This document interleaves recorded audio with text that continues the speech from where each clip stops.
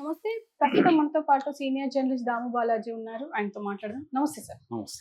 Sir, అమెరికాలో Musk, Trump ఇద్దరి మధ్యలో ఒక వీడియో అయితే బయటకొచ్చింది. అంటే ట్రంప్, మస్క్ కాలు లిక్ చేస్తున్నట్టు ఒకటి వీడియో బయటకొచ్చింది. ఆ వీడియో ఫేక్ వీడియో అయినప్పటికీ వ్యతిరేకత అయితే మొదలైంది మస్క్‌కి. దీన్ని ఎలా చూడొచ్చంటారు? మస్క్ అండ్ ట్రంప్ వీళ్ళిద్దరూ అమెరికాతో ఆడుకుంటున్నట్టుగా, అమెరికాతోనే కాదు ప్రపంచ దేశాలతో ఆడుకుంటున్నట్టుగా అర్థమవుతుంది. సో ముఖ్యంగా మస్క్ ఆ మధ్యకాలం వరకు కూడా పెద్దగా పాపులర్ కాదు. గత 10 ఏళ్లలోనే ఆయన వెరీ పాపులర్ అయ్యాడు. అంతకుముందు పెద్ద పాపులారిటీ లేదు. వాళ్ళందరూ ఒక టీం ఉండేవాళ్ళు, పేపాల్ మాఫియా అనేవాళ్ళని. వాళ్ళలో ఈయన ఒకడుగా ఉండేవాడు పేపాల్ మాఫియాలో. పీటర్ థెయిల్ అనుకుంటా, ఆయన ప్రముఖుడు వాళ్ళల్లో లీడరు. ఆయన బుక్ కూడా రాశాడు స్టార్టప్స్ మీద. సో ఆ తర్వాత మస్క్ ట్రంప్ గురించి చెప్పుకోవాలంటే వీళ్ళిద్దరు బంధం యాక్చువల్గా 2016 తర్వాత 2016లో ఈయన కంటెస్ట్ చేసినప్పుడు, అప్పుడు ఆయన 2016లో 17 జనవరిలో ప్రెసిడెంట్ అయ్యాడు మస్క్. ప్రెసిడెంట్ అయినప్పుడు ట్రంప్ అడ్వైజరీ కౌన్సిల్స్లో ఒక సభ్యుడయ్యాడు. అంటే 3 రకాల అడ్వైజరీ కౌన్సిల్ అన్నమాట. మ్యానుఫ్యాక్చరింగ్ జాబ్స్ ఇనిషియేషన్ ఒకటి, రెండోది స్ట్రాటజిక్ అండ్ పాలసీ ఫోరం ఒకటి, మూడోది sustainable energy and space exploration ఒకటి. ఈ 3 రకాల డిపార్ట్మెంట్కి ఈయన అడ్వైజర్గా ఉన్నాడు ట్రంప్ దగ్గర. 2017లో కూడా గొడవలు వచ్చాయి ట్రంప్కి మస్క్కి. ఎందుకు గొడవలు వచ్చాయంటే 2017లో ట్రంప్ ప్యారిస్ క్లైమేట్ అగ్రిమెంట్ నుంచి బయటకు వచ్చేసరికి ట్రంప్ని వ్యతిరేకించాడు మస్క్. వ్యతిరేకించి ఈ తన పోస్ట్కి అడ్వైజర్గా ఉన్న పోస్ట్ రిజైన్ చేసి బయటకు వచ్చేసాడు. బయటకు వచ్చిన తర్వాత మళ్ళీ 2020 నాటికి మళ్ళీ ఇద్దరి మధ్య డిస్టెన్స్ అనేది పెరిగింది. అంతకుముందు ట్రంప్ మస్క్ని జీనియస్ అని పిలిచాడు. ట్రంప్ను కూడా ఇతను ఆకాశానికి ఎత్తాడు. ఆ తర్వాత వీళ్ళిద్దరి మధ్య గొడవలు మొదలైనాయి. తర్వాత 2022లో ట్విట్టర్ని కొనేసుకున్నాడు ట్రంప్. మస్క్ ఎక్స్ అనే పేరు పెట్టాడు. ఆయనకి ఎక్స్ అనే పదం పట్ల కూడా, వర్డ్ పట్ల చాలా ఒక అబ్సెషన్. స్పేస్ ఎక్స్, వాళ్ళ కొడుకు పేరు కూడా ఎక్స్ అనేదో అంటున్నారు. ఎక్స్ అనేది ఆయన చాలా వాటికి ఫస్ట్ పెట్టిన ఇంటర్నెట్ బ్యాంక్ పేరు, దాంట్లో కూడా ఎక్స్ అనేది వస్తుంది. అలాగే అన్నిట్లో ఎక్స్ ఆయనకి ఇష్టమైంది. అందుకని ట్విట్టర్ని కూడా ఎక్స్గా మార్చేశాడు.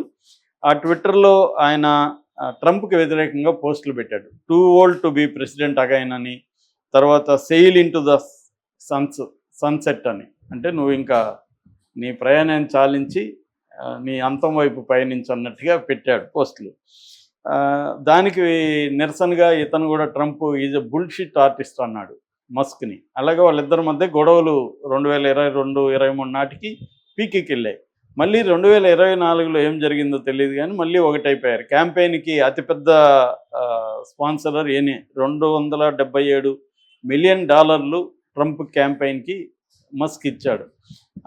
అప్పటి నుంచి మస్క్కి పెద్దపీట వేశాడు. దాని తర్వాత ఇతను ప్రమాణ స్వీకారంలో కూడా మస్క్ మాట్లాడడం, అక్కడ కూడా నాజీల స్టైల్లో ఆయన గ్రీట్ చేయడం, అవన్నీ కూడా వివాదాలైనాయి. అక్కడి నుంచి ఏమైందంటే డోజ్ అని ఒక సంస్థ పెట్టారు. డోజ్ అంటే డిపార్ట్మెంట్ ఆఫ్ గవర్నమెంట్ ఎఫిషియన్సీ. దానికి ఈయన హెడ్ చేశారు. దాంట్లో వివేక్ రామస్వామి, మన ఇండియన్ ఆరిజిన్ బిజినెస్ మెన్, ఆయన కూడా పెట్టారు. కానీ ఆయన తెలివిగా దాని నుంచి తప్పుకొని ఒహాయో గవర్నర్గా కంటెస్ట్ చేస్తున్నాడు. దానికి కూడా వీళ్ళిద్దరు మద్దతు ఇచ్చారు. సో వివేక రామస్వామి వెళ్ళిపోయాడు. ఈయన ఉన్నాడు. మస్క్ ఉన్నాడు. ఇప్పుడు డోజ్ తరపున డోజ్ అసలు ఏం పనులు చేస్తుంది అన్నప్పుడు గవర్నమెంట్ ఎఫిషియన్స్ అన్నారు. గవర్నమెంట్ ఎఫిషియన్స్ అంటే అర్థం, గవర్నమెంట్ డిపార్ట్మెంట్స్ చాలా ఉంటాయి. ఫెడరల్ గవర్నమెంట్ వేరే ఉంటుంది, స్టేట్ గవర్నమెంట్స్ వేరే ఉంటుంది. వీళ్ళు వచ్చి ఫెడరల్ గవర్నమెంట్ వరకే వీళ్ళకి అథారిటీ ఉంటుంది డోజ్కి. స్టేట్ గవర్నమెంట్లకి అథారిటీ ఉండదు. ఎందుకంటే ఇది ఫెడరల్ స్ట్రక్చర్లో ఉంటుంది. ఆయా స్టేట్లకి వాళ్ళ వ్యవహారాలు వేరే ఉంటాయి. సో అందుకని వీళ్ళు ఏం చేశారంటే ఇప్పుడు ఫెడరల్ గవర్నమెంట్లో ఉండే వేస్టేజ్ని కట్ చేయడం, కొన్ని వేస్ట్గా ఉండే ఫెడరల్ సంస్థల్ని, అంటే ముఖ్యంగా పబ్లిక్కి సేవ చేసే సంస్థలు కావచ్చు, పబ్లిక్ చారిటీ సంస్థలు కావచ్చు, ఇలాంటి వాటినన్నింటినీ మూసేయడం. అట్లాగే ఉద్యోగుల్ని తగ్గించేయడం, తీసేయడం, ఉద్యోగులు ఖర్చు పెట్టే డబ్బుల్ని ఆయా డిపార్ట్మెంట్లు ఎంత ఖర్చు పెడుతున్నారు అది చూసుకోవడం, అట్లాగే ప్రతి డిపార్ట్మెంట్ మీద నిఘా పెట్టడం, ఇలా మొత్తం గవర్నమెంట్ అంటే ఫెడరల్ గవర్నమెంట్కి సంబంధించిన ఎంప్లాయీస్ 23 lakhs వరకు ఉన్నారు ఎంప్లాయీస్ అమెరికాలో. అంటే మనం కేంద్ర ప్రభుత్వం అనుకోవచ్చు, ఇక్కడ కేంద్ర ప్రభుత్వ ఉద్యోగుల్లాగా అక్కడ. సో వీళ్ళందరి మీద ఇది ఇప్పుడే ఒక ఈమెయిల్ గందరగోళానికి తెరలేపారు. ఆ ఈమెయిల్ ఏమందంటే అందరి 23 లక్షల ఉద్యోగులకి ఈమెయిల్ వెళ్ళింది డోజు నుంచి. ఏమనంటే మీరు లాస్ట్ వీక్లో పనిచేసిన 5 పనులు బుల్లెట్ పాయింట్లో రాసి పంపించండి మాకు అని. ఎవరైనా పంపించకపోతే వాడు ఉద్యోగంలో లేడని మేము భావిస్తాం అని కూడా అన్నారు. లేడంటే వాడిని తీసేస్తామని. ఉంటే నువ్వు రాసేవాడివి కదా, లేదు కాబట్టి రాయలేదు అన్న సెన్స్తో అనమాట. సో అంతకుముందు ఇతను ఒక దాన్ని ఏమంటారు పెద్ద రంపం లాంటిది, దాన్ని తీసుకొచ్చి ఇది వీళ్ళని బ్యూరోక్రసీని కట్ చేస్తానని కూడా ఎలాన్ మస్క్ డ్యాన్స్ వేస్తూ దాన్ని చూపిస్తూ ఎగిరాడు. సో అంటే ఏంటి, అంత పెద్ద రంపంలాగా తీసుకొచ్చి మిమ్మల్ని అంతా కట్ చేస్తానని. అంటే అదేదో అంటారు కదా, కోతికి కొబ్బరి చూపిస్తే అలాగా ట్రంప్ ఇతనికి మొత్తం ఫెడరల్ గవర్నమెంట్ మీద ఒక అజమాయిష్ చేసే ఒక పోస్ట్ ఇచ్చేశాడు. దాంతో ఇతను ప్రైవేట్ కంపెనీలో ఎట్లయితే స్ట్రిక్ట్గా ఉద్యోగుల్ని నువ్వేం పని చేసావు రోజు లిస్టు పెట్టు ఇవన్నీ అడుగుతారు కదా, అలాగే ప్రభుత్వంలో అడగరు. ప్రభుత్వ పని విధానం వేరే ఉంటుంది, ఇది వేరే ఉంటుంది. సో ఇతను దీన్ని అక్కడికి అప్లై చేయడానికి ట్రై చేస్తున్నాడు.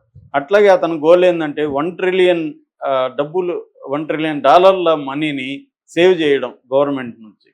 ఈ సేవ్ చేయడం అనేది ఇప్పుడు మనకు చాలా ప్రజలకి ఇచ్చే సౌకర్యాలు ఉంటాయి, హాస్పిటల్స్ ఉంటాయి, డబ్బులు ఎడ్యుకేషన్ ఇన్స్టిట్యూట్స్ ఉంటాయి, అనేక రకాల వృద్ధులకి పెన్షన్లు ఉంటాయి. ఇవన్నీ ఆపేస్తే డబ్బులు గవర్నమెంట్కి వస్తుంది ఖచ్చితంగా, ఇండియాలో కూడా ఎక్కడైనా వస్తుంది.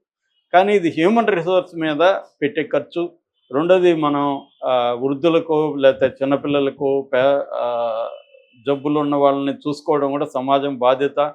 ఇవన్నీ కూడా అవసరం. కానీ లాభ నష్టాలు మాత్రమే గవర్నమెంట్స్ ఆలోచిస్తే ఆ సమాజం మనుగడలో ఉండదు.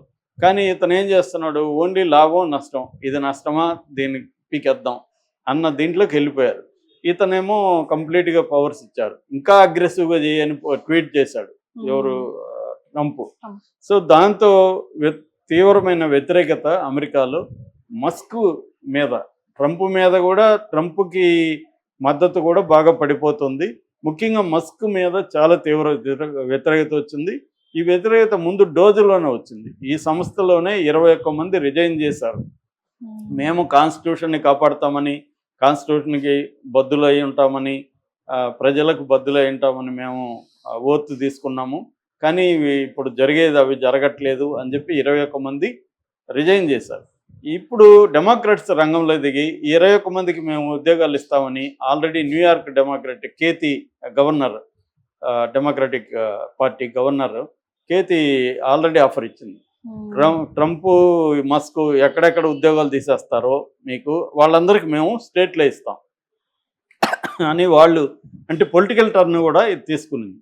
సో వీళ్ళు ఉద్యోగాలు తీసేస్తే రెడీగా వాళ్ళు ఉన్నారు, స్టేట్స్లో ఉద్యోగాలు వస్తాయి. కేంద్ర ప్రభుత్వంలో ఉద్యోగం పోతుంది, స్టేట్లో అంతకంటే మంచి ఉద్యోగం మేము ఇస్తామంటున్నారు. ఈ 21 మంది కూడా టాప్ డేటా సైంటిస్టులు, ఇంజనీర్లు, అలాగే టాప్ పీపుల్ అనమాట. సో అది తీవ్ర వ్యతిరేకత వచ్చింది. దాన్ని సమర్థించుకోవడానికి ఎలాన్ మస్క్ ఏం చేస్తున్నాడు, మేము ఆల్రెడీ వీళ్ళని తీసేయాలనుకున్నాం కాబట్టి వాళ్ళు పోతే నాకేం ఇబ్బంది లేదని అతను మాట్లాడుతున్నాడు. ఇంకొక విమర్శ ఏమొచ్చిందంటే, మొన్న ఫస్ట్ క్యాబినెట్ మీటింగ్ ట్రంప్ జరిపితే ఆ క్యాబినెట్ మీటింగ్లో ఎక్కువసేపు మాట్లాడింది ఎవరు, ఎలాన్ మస్కే. సో అక్కడ కూడా క్యాబినెట్ సభ్యులు కూడా చాలామంది హర్ట్ అయ్యారు. అట్లాగే ట్రంప్ది ఈ ఎలాన్ మస్క్ తీసుకున్న ఈ నిర్ణయాలు, మెయిల్ ఐడి ఉంది కదా, దీన్ని ట్రంప్కు దగ్గరగా ఉన్నవాళ్ళే. For example Kash Patel very close to Trump. FBI ఆయన ఫెడరల్ ఇన్వెస్టిగేటింగ్ బ్యూరో, ఇక్కడ మన సిబిఐ లాంటిది, దాని డైరెక్టర్ అనమాట. ఆయన చెప్పాడు మీరు లైట్ తీసుకోండి, మీరేమి రిప్లై ఇవ్వకండి అని ఉద్యోగులకి చెప్పాడు. ఆ FBIలో ఎవరు కూడా ఇవ్వద్దని. అట్లాగే తులసి గబార్డ్ మొన్న మోడీని కూడా కలిసింది. తులసి గబార్డ్ ఆమె హిందూ, అమెరికనే కానీ హిందూ.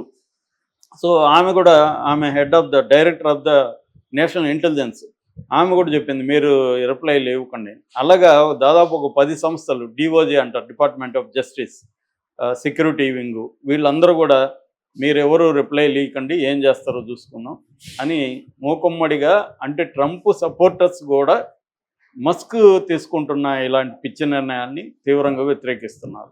అతని ఉద్దేశం మంచిదే కావచ్చు, గవర్నమెంట్ ఎక్స్పెండిచర్ని కట్ చేయాలి, గవర్నమెంట్కి ఆదాయాన్ని తీసుకురావాలి, ఆ వచ్చిన దాంట్లో 20% మళ్ళీ ప్రజలకు ఇవ్వాలి, ఇంకొక 20% అప్పులు తీర్చడానికి ఉపయోగిస్తాం, ఇవన్నీ మంచిదే కావచ్చు. కానీ ఉద్యోగులను ఏదో టూల్స్ లాగా వాళ్ళకి ఏమి గౌరవం, వాళ్ళకి రెస్పెక్ట్ ఏమీ లేకుండా మీరు ఇవ్వండి, ఇవ్వకపోతే మిమ్మల్ని తీసేస్తాము అలా మాట్లాడడం అనేది దారుణంగా ఉంది. రెండవది, డేటా అమెరికాకు సంబంధించిన గవర్నమెంట్ ఫెలో, ఇతను ఒక వ్యాపారస్తుడు, richest fellow in the world. ఇతనికి ఆల్రెడీ టెస్లా అండ్ స్పేస్ ఎక్స్లో విపరీతంగా గవర్నమెంట్ కాంట్రాక్ట్స్ తెచ్చుకున్నాడు. ట్యాక్స్ ఎగ్జంప్షన్ ఈ 2 సంస్థలకు వచ్చాయి. అందుకని అతను ధనవంతుడు కాగలిగాడంటే గవర్నమెంట్ని ఉపయోగించుకొని ధనవంతుడు అయ్యాడు. అతనేమి చాలామంది అనుకున్నట్టు కష్టపడి వ్యాపారాలు చేసి పైకి రాలేదు. అసలు అతను ఇంజనీర్ కాదు, అతను టెస్లాని అతను పెట్టలేదు, స్పేస్ ఎక్స్ని అతను పెట్టలేదు, వేరే వాళ్ళు పెట్టుంటే తను తీసుకొని వేరే వాళ్ళ కష్టంతో తన పైకి వచ్చాడు. తను మ్యానిపులేటర్ అని చెప్పుకోవచ్చు ఒక రకంగా. ఎలాన్ మస్క్ అనేవాడు సౌత్ ఆఫ్రికా నుంచి వచ్చాడు. తర్వాత కెనడా, వాళ్ళ అమ్మ కెనడియన్ సిటిజన్ కాబట్టి వాళ్ళ అమ్మ పేరుతో కెనడియన్ సిటిజన్షిప్ తీసుకొని అక్కడ కొంత చదువుకొని, చదువులో కూడా ఇతను ఏం బ్రైట్ స్టూడెంట్ కాదు, మీడియేకర్ స్టూడెంట్, మ్యానిపులేట్ చేసుకుంటూ వచ్చిన వ్యక్తి. సో అందుకనే ట్రంప్ కూడా మ్యానిపులేటర్ కాబట్టి ఇద్దరికి సూట్ అయింది. సో అలాగా వీళ్ళిద్దరూ ఇప్పుడు కలిసి అమెరికాలో ముఖ్యంగా హాలీవుడ్లో చాలామంది, రాబర్ట్ డినీరో కావచ్చు, తర్వాత రాబర్ట్ డౌనీ జూనియర్ కావచ్చు, బార్బరా స్ట్రైస్లాండ్ కావచ్చు, షరాన్ స్టోను, ఇలాగ చాలామంది అసలు అమెరికా వదిలే వెళ్ళిపోతారు. వాడి గాలి మేము పీల్చమని చెప్తున్నారు. ఎలాన్ మస్క్ పీల్చే గాలి మేము పీల్చము అని చాలామంది స్పెయిన్కి వెళ్ళిపోతున్నారు, చాలామంది కెనడాకి వెళ్ళిపోతున్నారు. అలాగా ఎప్పుడూ లేదు, ఇది ఫస్ట్ టైం అమెరికన్ సమాజంలో మీడియా కావచ్చు, సినిమా రంగం కావచ్చు, బ్యూరోక్రాట్స్ కావచ్చు, వివిధ సెక్షన్ల పీపుల్ మస్క్కి వ్యతిరేకంగా బాహాటంగా తిరుగుబాటు చేస్తున్నారు. దీనివల్ల ట్రంప్కి ఇబ్బంది వస్తుంది. ట్రంప్ మీద ఇంత వ్యతిరేకత జనరల్గా లేదు, కానీ మస్క్ మీద వ్యతిరేకత పెరుగుతుంది. దీనివల్ల ఇప్పుడు మస్క్ వ్యాపారాలు కూడా దెబ్బతిన్నాయి. ఇప్పుడు అక్కడ అమెరికాలో టెస్లా టేక్ డౌన్ అనే ఒక ఉద్యమం మొదలైంది. టెస్లాని ఇబ్బంది పెట్టండి అని. దానివల్ల ఏమైందంటే 20% స్టాక్స్ పడిపోయినాయి టెస్లాలో. మొన్నటి వరకు $433 పర్ షేర్ ఉంటే అది ఇవాళ $329 పడిపోయింది. అట్లాగే మొత్తం దాన్ని ఏమంటారు, క్యాపిటల్ ఎక్స్పెండిచర్, మార్కెట్ క్యాపిటల్ అంటారు. సో ఈ మార్కెట్ క్యాపిటల్ ఇదే కంప్లీట్గా ఏమైందంటే దాదాపు $1 ట్రిలియన్ పడిపోయింది. 570 బిలియన్లకి పడిపోయింది మార్కెట్ క్యాప్. దాని తర్వాత యూరోప్లో 45% షేర్స్ పడిపోయినాయి. సో అలాగా ఇప్పుడు అతని వ్యాపారాలకు కూడా ఇబ్బంది అవుతుంది. ఎందుకంటే ఇతను అమెరికన్ డేటా తీసుకొని దొంగిలిస్తున్నాడు. అంటే పర్సనల్ డేటా అంతా కూడా ఇప్పుడు వీళ్ళ దగ్గరికి వెళ్ళిపోయింది. టెస్లా ఉద్యోగుల్ని, ఈ స్పేస్ ఎక్స్ వాళ్ళని పెట్టేసి వాళ్ళ డేటా అంతా వాళ్ళ దగ్గరికి వెళ్ళిపోయింది. అంటే అమెరికాలో ఉండే సెన్సిబుల్ డేటా అంతా కూడా, సెన్సిటివ్ డేటా అంతా కూడా మొత్తం మస్క్ దగ్గరికి చేరిపోయింది. దీన్ని చాలా తీవ్రంగా వ్యతిరేకిస్తున్నారు. అతను ఒక వ్యాపారస్తుడు, అతను ఏదైనా అడ్వైజర్గా పెట్టుకుంటే ఓకే, కానీ అతను నిర్ణయిస్తున్నాడు. అంటే అతను మామూలుగా ఫస్ట్ లేడీ అంటాం కదా, ప్రెసిడెంట్ భార్య అయితే ఫస్ట్ లేడీ, అలాగే తనకి ఫస్ట్ బర్త్డే అని పేరు పెట్టారు. అట్లాగే రియల్ కింగ్ అని కూడా పేరు పెట్టారు. అంటే యాక్చువల్గా వైస్ ప్రెసిడెంట్ వ్యాన్స్ ఉన్నాడు, అతను ఎక్కడ ఉన్నాడో కూడా ఎవరికి తెలియదు. అతనికి ఏ రకమైన పవర్స్ లేవు.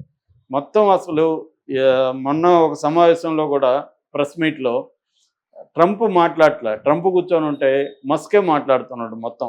అంటే ట్రంప్ డమ్మీ అయిపోయాడు, మస్కే పరిపాలిస్తున్నాడు అనేది ఇప్పుడు బయట వచ్చింది. దీనివల్ల తీవ్ర వ్యతిరేకత మస్క్ వ్యతిరేకత ట్రంప్ మీదకి కూడా వచ్చింది. ఈ మధ్య ఒక లేటెస్ట్ సర్వే చేస్తే కూడా ట్రంప్ సపోర్టింగ్ అనేది బాగా పడిపోయింది, ఈవెన్ రిపబ్లిక్ దీంట్లో కూడా. Okay okay sir, thank you.